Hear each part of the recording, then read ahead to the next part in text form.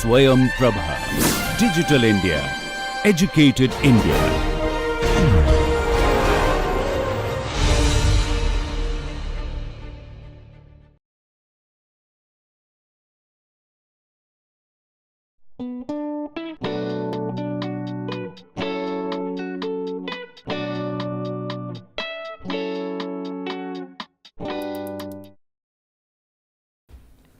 So, today I am going to start with module 2, which is all about incorporation of the environment in urban planning, development and management.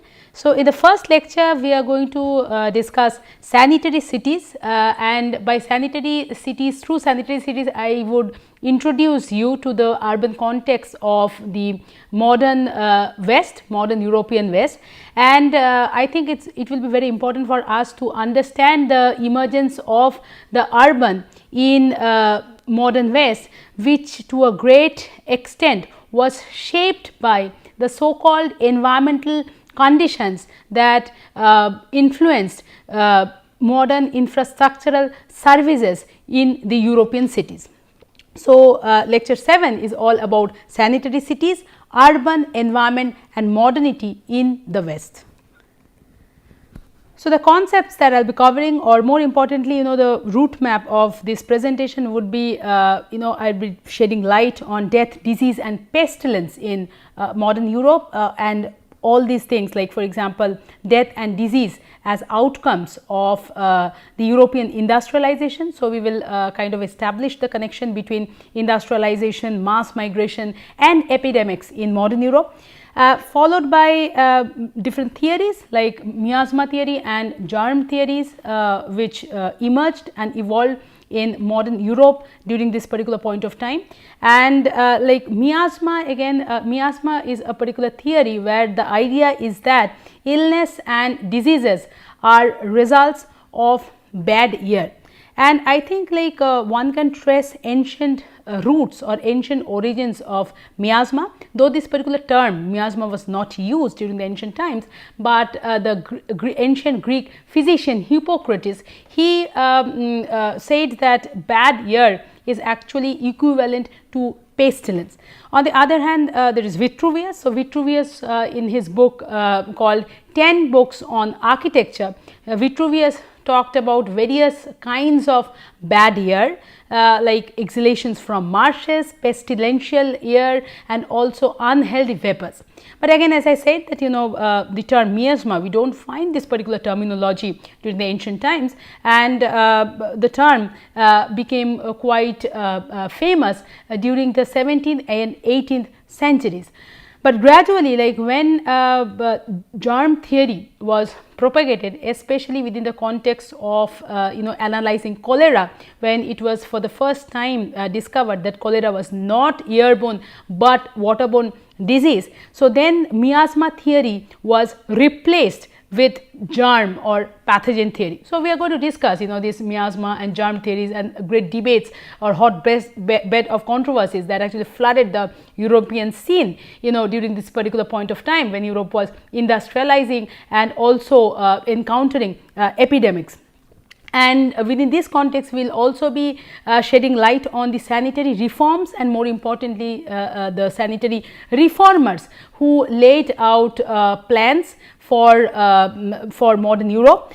And again, one important point is that though I am saying modern Europe or modern West, but to a great extent my examples will be more from the perspective of UK, where the focus would be on London. So, you can see all these names like Edwin Chadwick, John Snow, William Farr, who will be discussed in these presentations. So, they were all like London based physicians and also sanitary commissioners who laid out different sanitary reforms for the cities of Great Britain. So, this whole presentation would finally the essence is here we would be able to locate the search for and birth of sanitary cities in the West, and sanitary cities which can be perceived or considered as precursors of sustainable cities, and sustainable cities which we would be dealing with or discussing in the subsequent presentations in this course. So, to get some information about the background, we need to understand that even during the beginning of the 19th century, the UK cities were non-networked. So, by non-networked I mean that UK cities lacked piped drinking water supply services. So, there is a particular work by Hassan. So, Hassan wrote a paper in 1985, and this paper came out in this journal called Economic History Review, and in that in that particular article, Hassan pointed out that in 1801, 85.2% of UK cities had no piped water supply system.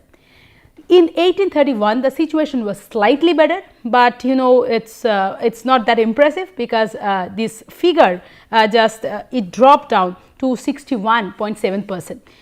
So, the major sources of water for the inhabitants of cities or for the urban residents were wells, streams and rivers, which were connected to sometimes connected to some other sources as well. And for example, the Parisian water supply system, it comprised of fountains installed in the streets, which again drew water from wells and also from the river Seine.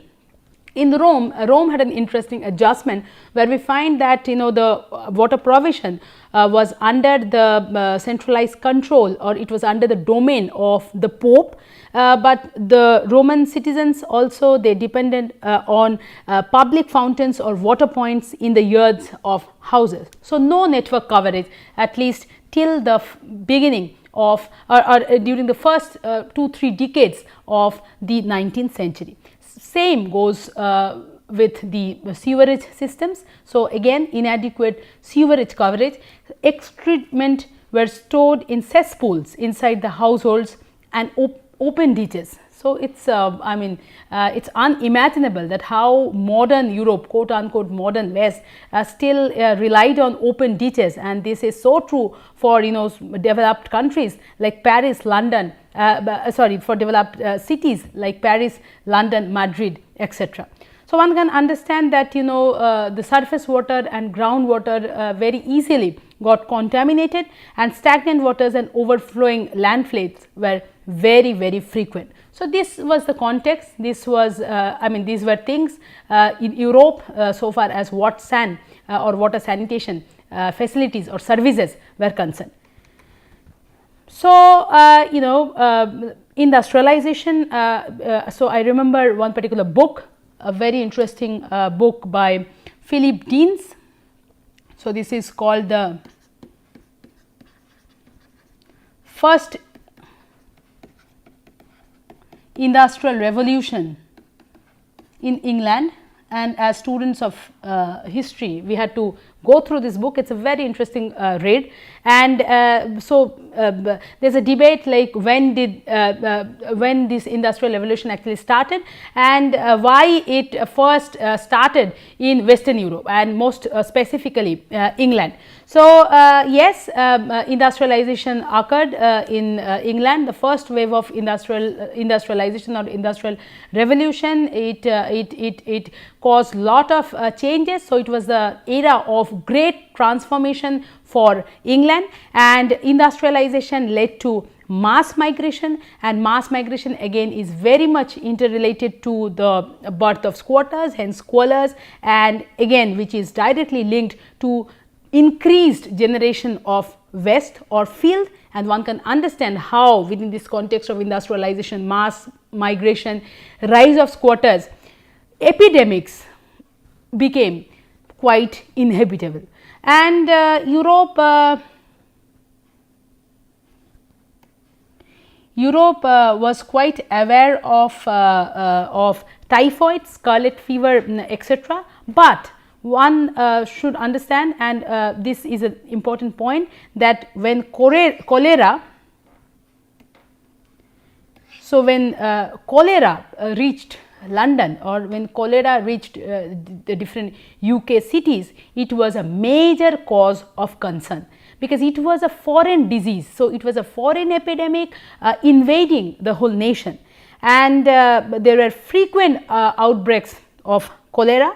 And for example, this is a very significant site. So, if you go through this site sometime, this Science Museum website, because this is very important in terms of in terms of the availability of very rich archival sources and records. For example, this particular picture is also from this website. So, if you want to access historical and archival records, please visit this particular site, Science Museum website. So, Science Museum website, I have taken this quote from there. So, where it says that human waste piled up in courtyards and overflowed from basement cesspits into the gutters and waterways. So, one can understand that how how filthy the cities became.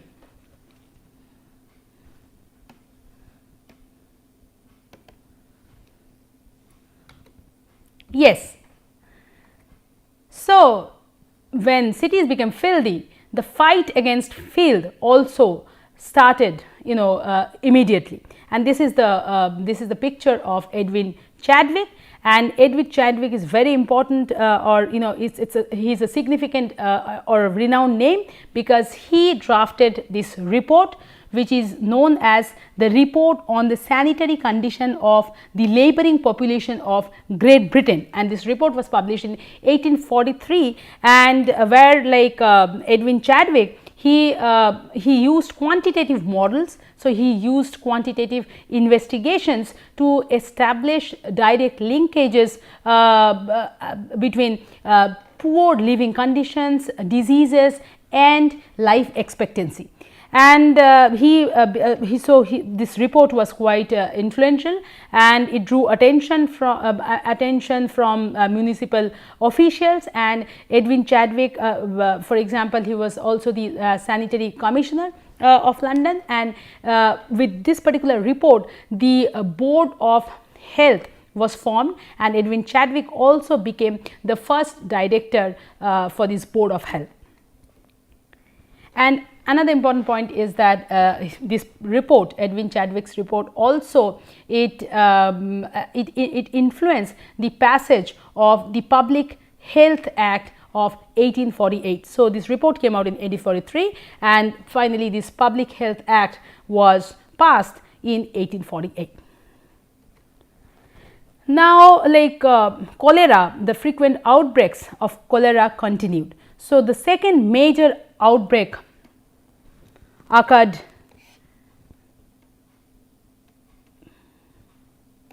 between 1848-49, followed by the third major outbreak in 1853-54.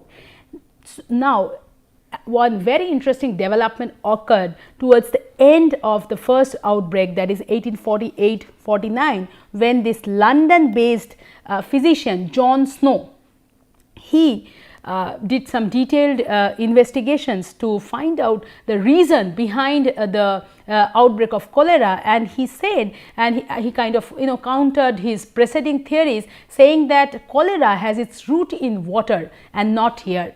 So, in this particular way, through his analysis, through his investigations, he kind of countered the miasma theory and introduced his pathogen theory or germ theory, where he said that the root cause for cholera was a germ cell.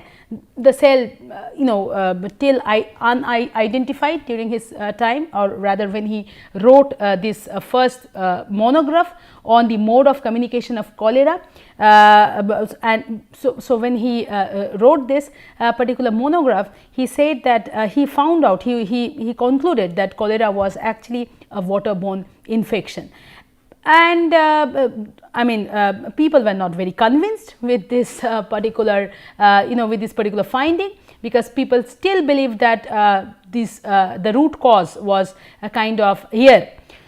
But what happened is that when the third outbreak occurred, John Snow, he revised his theory.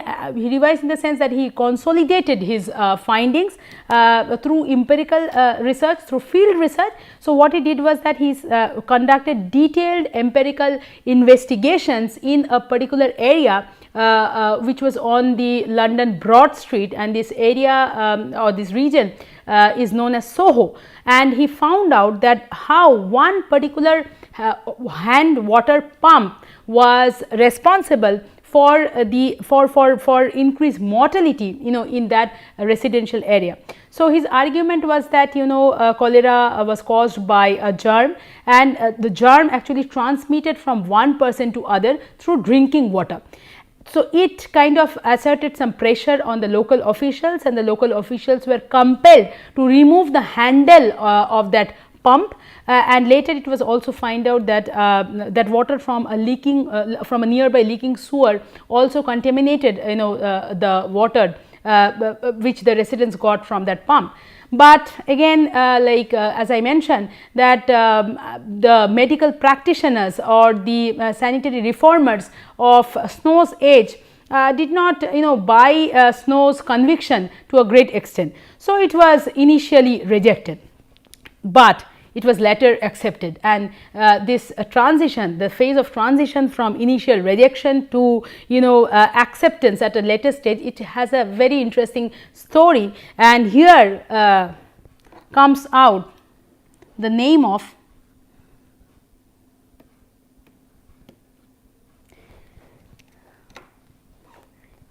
so the name of William Farr. So, William Farr, he initially countered John Snow's theory, and he said yes, air was mainly responsible for cholera risk, and he not only talked about air, but he also in his analysis or in his research, he also incorporated another crucial variable which is the variable of elevation. So, his theory was like this. He conducted statistical analysis in terms of by looking into the mortality rates in the different towns located on the banks of the river Thames, and his idea was that there was an inversely proportional relationship between mortality and elevation. So, which means that the towns which were located at lower elevations, there the mortality rates from the cholera disease was higher.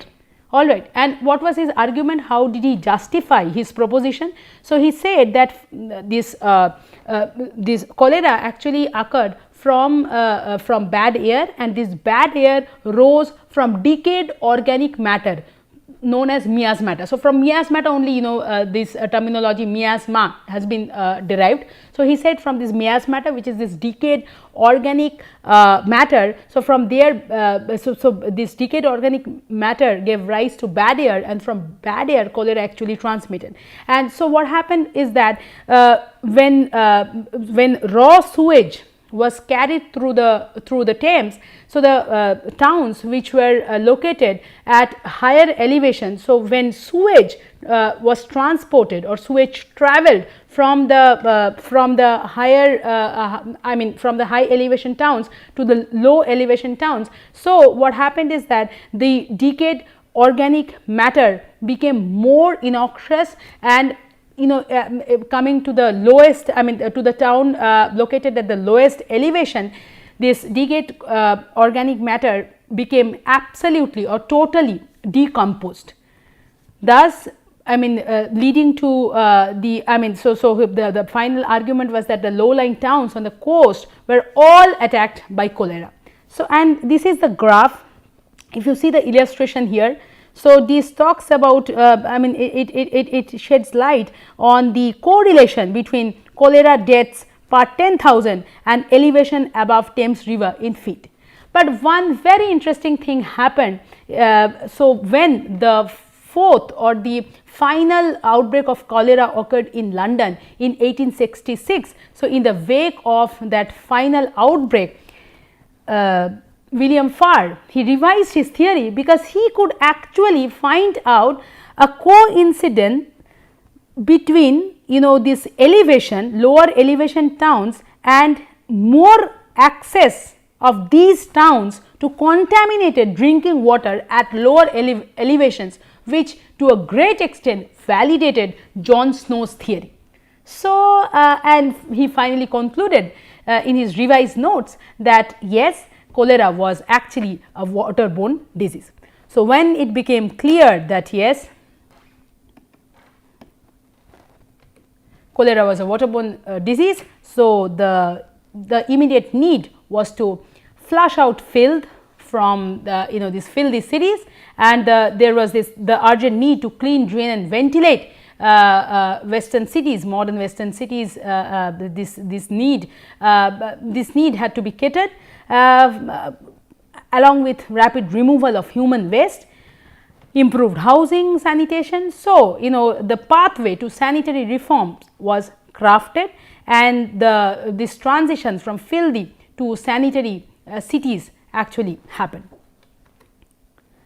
So, this is the final slide for this lecture, and I found one particular article. It has been cited in the reference list. So, it is there in the reference list. So, please go through that conference paper. It is actually a conference paper by J. Abelan, and J. Abelan he has focused on water supply and sanitation services in 19th 20th century European cities. And so, this is a conference paper, the conference which was held in the University of Salamanca in September 2017. And in this particular paper, the author J. Abelan, he deployed a transnational approach, and he he talks about the larger processes of industrialization, urbanization, globalization and democratization, and also establishes links between these larger processes of industrialization, urbanization, globalization and democratization, and studies the underlying development of urban water and sewerage services.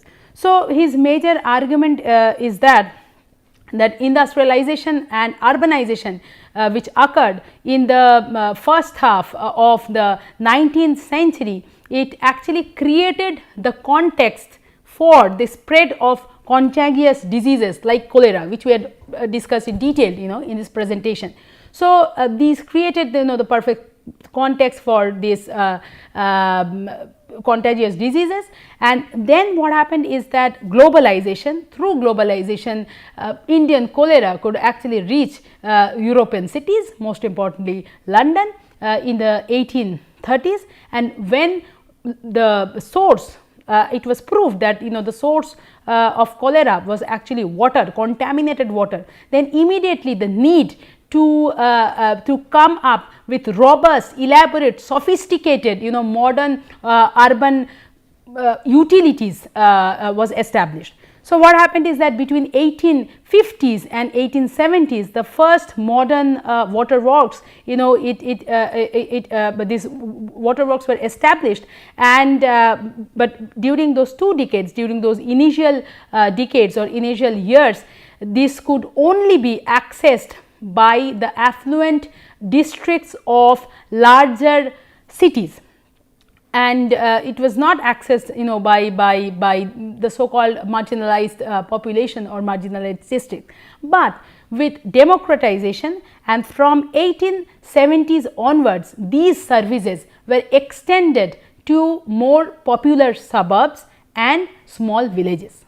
So, what happened is that there was also lot of pressure was exerted by the lowland middle income groups, where they said that this initially, like when this services were established, lot of private investments were made. So, they were mainly designed and owned, or the investments were done by private companies, but when these services had a wider spread, so it became dispersed to more local settlements and popular suburbs, then this private venture seemed to be profitable no more.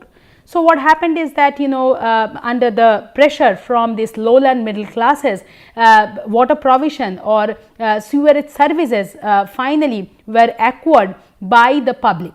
So, it was acquired by the within the larger domain of municipal governance. And what we find is that in North Europe, this process of piped networking of cities was virtually it was virtually completed by the beginning of the First World War. And for the cities in the southern part in southern Europe, this had to wait till the beginning of the Second World War. So, so I found this this diagram and also this transnational approach, and also like things happening within Europe, the democratic trends, and also industrialization, urbanization, this relationship between colony and mother country, that is imperialism, how all these forces through the interplay, through interplay of all these forces like sanitary cities within the European context actually took shape. So, this please go through the paper by Abelard. These are the list of references, and the first reference is by that particular paper which I discussed, and this illustration is from this first reference. So, please go through this reference, it is available online, and these are the other important references here. So, this is the site for the Science Museum website. So, as I mentioned, you can also access this archival or historical documents which are here, because it is a fantastic repository. And so, I would like to end this presentation with these final points, with a recap of what we had already discussed. So, the final arguments are in this presentation we had learned how the shaping of urban nature was determined by crucial questions of public health and hygiene. Filth was considered to be the greatest urban enemy, with modern attempts to flush out filth. So, here we had learnt about some of the sanitary reforms, but more importantly about the theories by the medical practitioners and these sanitary reformers. But in our next presentation we would be discussing some of these engineering attempts to flush out filth or waste from these modern Western European cities. And we also discussed contradictory theories and models, most importantly germ theory, elevation theory, miasma theory, etc., which dominated the modern urban Western scene with the common purpose of designing. So the reformers, where they were planning, the reformers and the urban planners, their major agenda was to design and innovate sanitary cities, and in order to tackle filthy environment. So, the sanitary cities can be kind of understood as an outcome, as an outcome of Europe's attempts to kind of Europe's attempts to live a healthy and hygienic life. So, good environment was a major cause behind the emergence of sanitary cities. So, the term itself speaks a lot, sanitary or sanitized, so what is important is that the major agenda was to tackle bad environment. So, in order to tackle filth, in order to tackle health and hygiene, these sanitary cities were designed, these sanitary cities emerged. But then the question is, what had been the long term socio-ecological implications of these cities which were driven by networked infrastructure. So, what kind of long term implications it actually had on the environment. So, this is something which we are going to take up in our next presentation. So, the final argument is that this search for and birth of sanitary cities very much kind of geared to the idea of providing a better environment and better living conditions to people.